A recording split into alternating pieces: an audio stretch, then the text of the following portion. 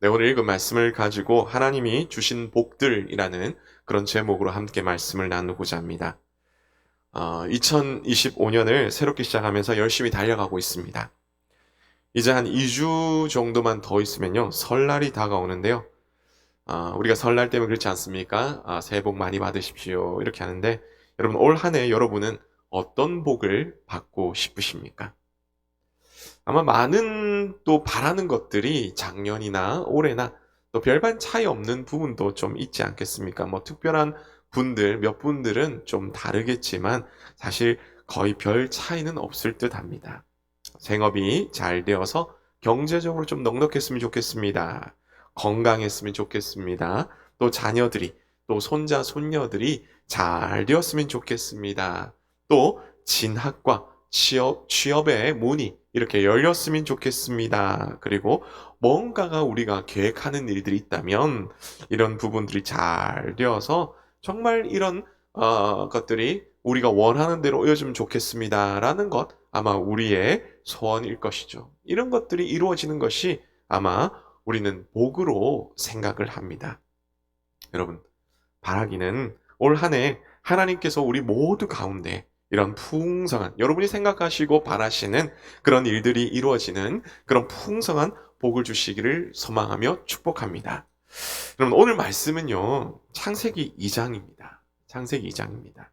지난주 살펴봤듯이 창세기 1장은 천지 창조에 관한 말씀이었습니다. 전지전능하신 하나님께서 자신의 인격과 지혜와 능력, 그 모든 것이 집약된 말씀, 이 말씀으로 세상을 만드셨다는 것이죠. 세상이 처음 만들어졌을 때는 어땠습니까? 질서가 없었습니다. 형태도 제대로 갖추어지지 않았습니다. 그런데 하나님께서 이제 그 모든 것들의 질서를 하나하나 부여하시면서 또한 관계를 이렇게 지으셨습니다. 첫째 날에 무엇을 만드셨습니까? 네. 교회, 학교, 유치부나 이 초등부에 보면 이런 찬양이 있죠. 첫째 날에 하나님 어두운 세상에 빛을 이렇게 합니다. 맞죠? 첫째 날에는 하나님이 빛이 있으라 라고 하시면서 빛을 만드셨습니다. 그리고 빛과 어둠을 나누셨다 라고 하죠.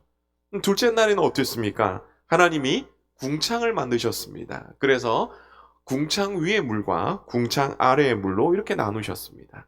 셋째 날에는요, 하나님이 이 밑에 있는 물 한 곳에 모이도록 하고 묻이 드러나라, 땅이 드러나라 라고 하셨습니다. 넷째 날에는 이 빛을 주관할 주관자들을 만드셨죠. 그래서 해, 달, 별들을 만드셨습니다. 다섯째 날은 뭐였습니까? 하나님이 궁창과 그리고 궁창 아래에 있는 이 물, 이것을 주관할 주관자들인 새들과 물고기들을 만드셨습니다. 그리고 여섯째 날에는 하나님께서 그 드러나가라 한 그 묻을 땅을 주관할 주관자인 동물들을 만드셨죠. 그리고 마지막에 하나님을 대리해서 이 모든 것을 주관할 하나님의 형상인 사람을 만드셨습니다. 여러분, 이렇게 천지 만물이 다 만들어졌습니다. 이제 하나님은 그들에게 복을 주십니다. 그래서 오늘 우리는 창세기 2장 1절에서 3절 말씀만 읽었지만 사실 창세기 2장 전체를 한번 생각해 보려고 하는데요. 그러면 창세기 2장에서 하나님이 주신 복은 무엇일까요? 한 문장으로 하면요. 천국 소망 가지고 하나님을 예배하며 하나님과 동행하며 살아가라, 이것입니다. 다시 한번 읽어드리겠습니다. 천국 소망을 가지고 하나님을 예배하며 하나님과 동행하라 라는 바로 이런 말씀이죠. 그러므로 먼저 첫 번째입니다. 예배의 복입니다. 우리 이전의 말씀을 같이 함께 읽겠습니다. 시작. 하나님이 그가 하시던 일을 일곱째 날에 마치시니 그가 하시던 모든 일을 그치고 일곱째 날에 안식하시니라. 아멘. 여러분, 이 말씀만 읽으면요, 우리는 하나님께서 6일 동안 열심히 일하셨기 때문에 정말 힘드셨겠다. 그래서 일곱째 날에는 쉬셨구나, 안식하셨구나 그렇게 생각합니다. 그래서 교회 학교 어린이들 노래 가운데 아까 불렀던 그 찬양, 그 창조에 관한 노래, 그 찬양 마지막 부분에 뭐라 하냐면요. 일곱째 날에 우리 하나님 편히 쉬셨어요. 이렇게 노래합니다. 물론 우리 아이들에게 안식에 관해서 가르쳐주는 굉장히 좋은 찬양이죠. 하지만 시편 121편 4절에서는 하나님에 대해서 이렇게 말씀합니다. 이스라엘을 지키시는 이는 졸지도 아니하시고 주무시지도 아니하시리로다. 또한 이사야 62장 1절에서는 이렇게 말하죠.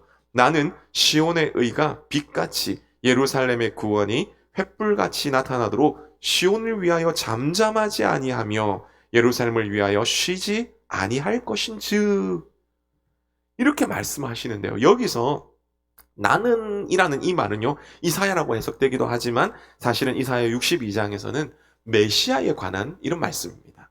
그래서 메시아 즉 예수님, 그 예수님으로 본다면 삼위일체 하나님께서 쉬지 않으신다라는 바로 그런 말씀이죠. 그러면 쉬지 않으시고 졸지도 주무시지도 않으시는 이 하나님께서 안식하셨다라는 이 말은 무슨 말일까요? 바로 이런 거죠. 천지 만물들 탁 모아놓고 주목! 내가 너의 창조주고 너희는 나의 피조물들이다. 내가 너희를 너무너무 사랑한다. 너희를 그냥 내버려 두지 않겠다. 내가 너희의 하나님이 되고 너희는 내 것이다. 이런 관계를 잊지 말아라. 그리고 여기서 반장을 세우겠다. 아담, 내 형상으로 만들어진 내가 이 천지 만물의 반장, 즉 대리자다. 내가 너에게 특별히 복을 줄 것이고 너를 통해 세상 만물이 복을 누리게 될 것이다. 그러니 너는 나에게 더 잘해야 된다. 알겠지? 바로 이 말입니다. 이런 관계에 대한 언약을 되새기며 기억하는 날이 바로 하나님의 복을 받는 날, 하나님을 만나는 날, 하나님을 예배하는 날이죠. 하나님은 이사야 43장 21절에서 온 피조물의 대표인 사람을 지으신 이유, 특별히 이스라엘 백성을 부르신 이유에 대해서 이렇게 설명합니다. 이 백성은 내가 나를 위하여 지었나니 나를 찬송하게 하려 함이니라.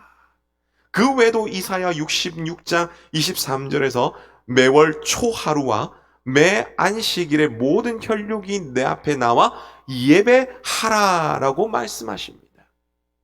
요한복음 4장 24절에서는 하나님은 영이시니 예배하는 자가 영과 진리로 예배하라고 하시죠. 로마서 12장 1절에서 우리 몸을 하나님이 기뻐하시는 산 제물로 드리라. 이것이 너희가 드릴 영적 예배니라고 말씀합니다. 우리 하나님은요, 혼자 계셔도 영광스러운 분이십니다. 천사들을 통해서도 영광을 지금도 받고 계신 분이십니다.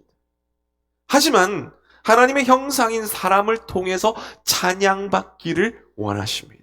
예배받기를 원하십니다. 다른 말로 하면 사람과 인격적인 그런 관계를 원하신다는 말씀입니다. 이런 하나님과의 만남인 이 예배. 이 시간이 하나님을 만나며 진정 복된 시간이 되기를 바랍니다. 그래서 일곱째 날이 단순히 쉬셨다라는 것으로 끝나는 것이 아니라 우리에게 복을 주시기 위해서 하나님이 우리를 불러주신 날이다. 신약에서는요, 예수님을 통해서 구원받은 우리에게 구원의 은혜를 기억하며 살아라고 모신 날이다. 우리를 불러주신 날이라는 것을 우리는 꼭 기억하며 살아야 됩니다. 그리고 감사하며 살아야 되는 것이죠.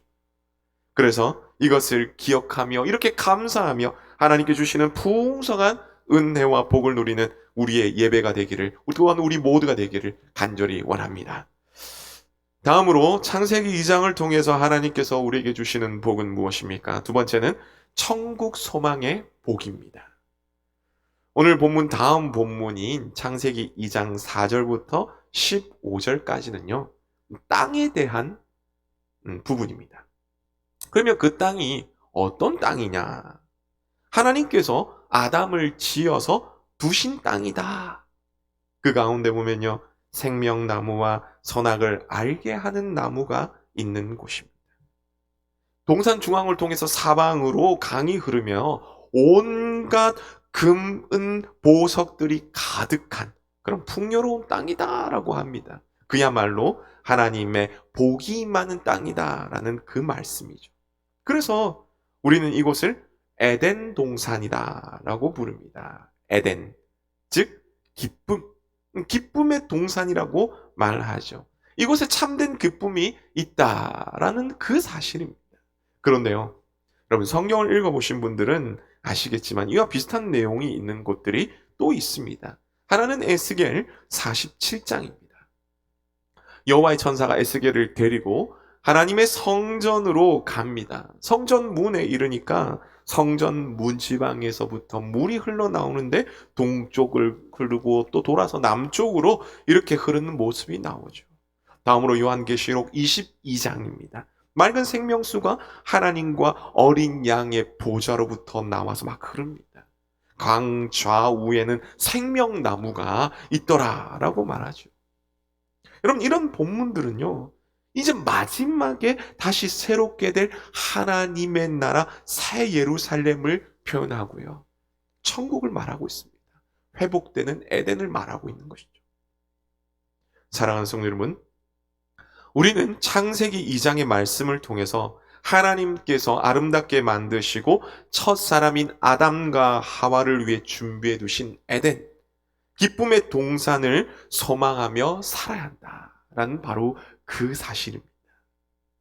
물론 우리 속담에 이런 말이 있죠. 개똥밭에 굴러도 이승이 좋다.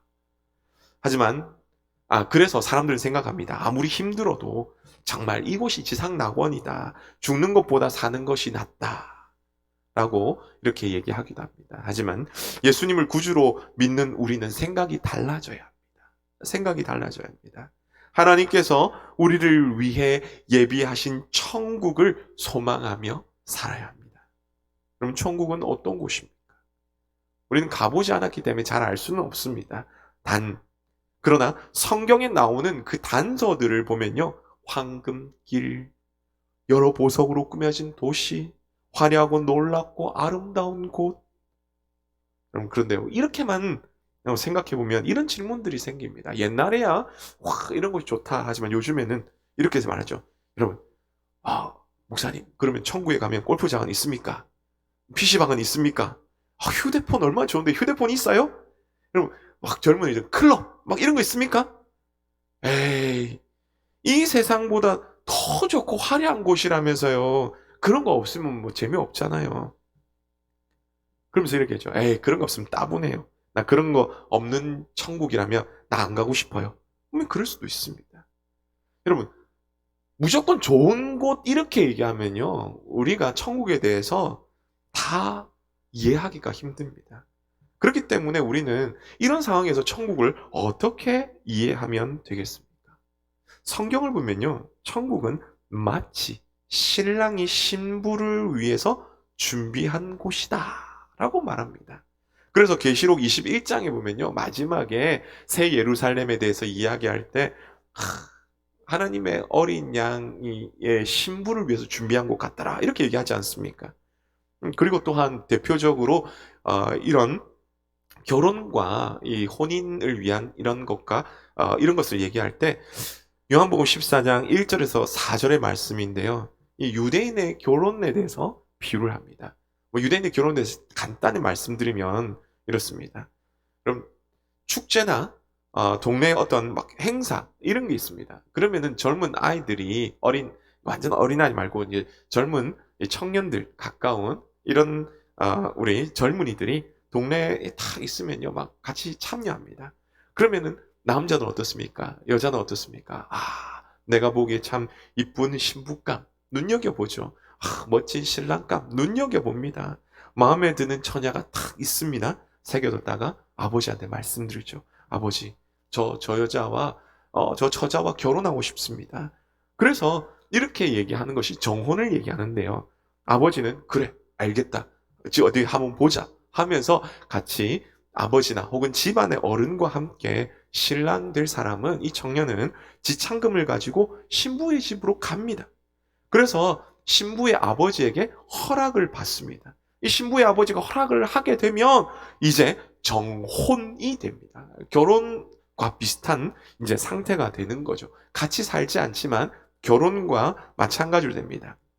신랑은 신부에게 약속을 합니다. 내가 이제 집을 짓겠다. 집을 짓겠다. 그래가지고 내가 당신을 꼭 데려러 올 것이다. 라고 이렇게 약속을 합니다. 그리고 이제 떠나게 되죠. 그러면 평균 한 1년 정도의 그 시간이 흐릅니다. 그러면은 신랑은 이제 집으로 돌아와가지고 그 집을 1년 정도 열심히 짓게 되죠. 그때 그럼 신부는 뭐 하느냐? 신부는 신랑과 함께 살 것을 생각하면서 신랑의 집안의 그 가풍을 배우거나 신랑을 위해 음식을 만드는 법 혹은 바느질하는 법 이런 것들을 여러 가지 많이 배우게 되죠. 그렇게 약 1년이 지났습니다. 집이 이제 완성될 때가 거의 다 됐어요. 어느 정도 됐습니다. 신랑의 아버지가 다 이렇게 봅니다. 잘 준비했냐. 그러다 보니까 좀 된 것 같아요. 이제 되었다. 라고 해가지고 아들을 부릅니다. 그래가지고 야 가서 이제 신부를 데려오너라. 그럼 신랑은 이제 준비를 해가지고 신부 데려올 준비를 하면서 신랑의 친구들과 함께 신부의 집으로 갑니다. 간단한 예식을 드리고 신부를 데리고 와서 이제 신랑의 집에서 진짜 정식으로 혼인 예식을 하게 되죠. 그리고 준비된 이 신랑과 함께할 이 집으로 들어가게 되는 것입니다. 이게 유대인의 결혼 예식을 기준하는 것인데요. 우리는 이런 기준으로 천국을 이해해야 됩니다. 주님과 함께하는 곳. 우리를 위해서 주님이 예비해 주신 너무나 좋은 그곳. 그곳이 바로 에덴이며 기쁨의 동산이며 새 하늘, 새 땅이라는 바로 그 사실입니다. 주님과 함께하는 곳. 물론 이 땅 가운데서 많은 것들을 누리시는 분도 있을 것이지만 여러분 이 땅에서부터 천국의 은혜를 누리시며 더 나아가 진짜 하나님이 예배하신 주님과 함께할 바로 그 천국을 기대하며 살아가시는 그런 우리 모두 되시기를 간절히 바랍니다. 마지막으로 창세기 2장을 통해서 하나님께서 주시는 복은 무엇입니까? 세 번째는 동행의 복입니다. 16절에서 25절까지 말씀을 보면요. 세 가지 이야기가 나오는데요. 하나는 선악을 알게 하는 나무의 열매입니다. 또 하나는 아담이 각종 동물에게 이름을 지어주는 것이죠. 그리고 마지막 세 번째는 하나님이 아담을 위해서 돕는 배필 하와를 지어주시는 것입니다. 어떻게 보면 이 얘기는 각자 다 다른 것처럼 보입니다. 그러나 이 이야기는 동행이라는 하나의 주제로 묶여집니다. 세상을 창조하시며 질서를 부여하신 하나님께서 만물의 대표로 세우신 하나님의 형상, 바로 그 하나님의 형상인 사람과 아름다운 동행을 위해서 간격을 유지할 것을 말씀합니다. 너무 가까이서도 안 되고 너무 멀리서 안 되고 딱 적정한 선을 유지하라. 이것이 뭐냐면 선악을 알게 하는 나무의 열매. 우리가 말하는 선악과를 말하는 것입니다. 다음 주에 아담의 타락에 대해서 다루니까 길게 말씀드리진 않습니다. 다음 주에 들어보시기 바랍니다. 그러나 하나 말씀드릴 수 있는 것은 이 아담과 하와의 타락은요. 원래 0.0000001% 아니 그보다 더한 그 정도로 굉장히 불가능한 그런 일이었습니다. 하지만 아담은 하나님처럼 되고 싶었기에 기어코 그 확률을 뚫고 들어가서 타락에 성공했다는 사실입니다. 그래서 이것은 100% 아담의 의지였습니다. 16절에서 25절에 보니까 이제 그 두 번째 내용, 아담이 그렇게 그것이 진짜 의지였다는 것이 바로 나오는 것이 두 번째 내용인데요. 하나님께서 동물을 아담 앞으로 지나가게 하시는데 아담이 어떻습니까? 한 번 딱 보고 이름을 바로 지어버립니다. 엄청 똑똑합니다. IQ 200 혹은 300 그 이상이 되겠죠. 당신은 타락하지 않은 상황이기 때문에 하나님의 형상으로 또한 지어지었던 존재이기 때문에 두뇌를 100% 총풀 가동을 하지 않았을까요? 그만큼 똑똑하다는 바로 그 사실입니다. 그러면 하나님은 왜 아담을 이렇게 똑똑하게 만드셨을까요? 그것은 하나님의 말씀을 기억하며 잘 지켜 행하라고. 하나님이 좋아하시고 기뻐하시는 것이 무엇인지 바로 알라고. 그래서 그런 지혜를 주셨습니다. 근데 하나님은 거기서 끝나지 않으셨습니다. 아내인 하와를 주시면서 하나님과의 관계가 얼마나 신비하며 행복한지 삶에서 좀 느끼라고, 느끼며 살아라고 그렇게 해주셨습니다. 성도 여러분, 질문 하나 드리겠습니다. 여러분의 가정은 어떠하십니까? 행복하십니까? 당연히 행복해야 됩니다. 왜냐하면요, 우리는 예수님을 구주로 믿기 때문에, 맞죠? 가정에서 먼저 하나님을 섬기며 또 하나님을 사랑하는 것을 우리가 실천해 나가는 겁니다. 그것이 바로 기독교인들의 가정이기 때문이죠. 하나님은 아담에게 하와와 동행을 통해서 이제 하나님과 동행함의 기쁨을 알게 하셨습니다.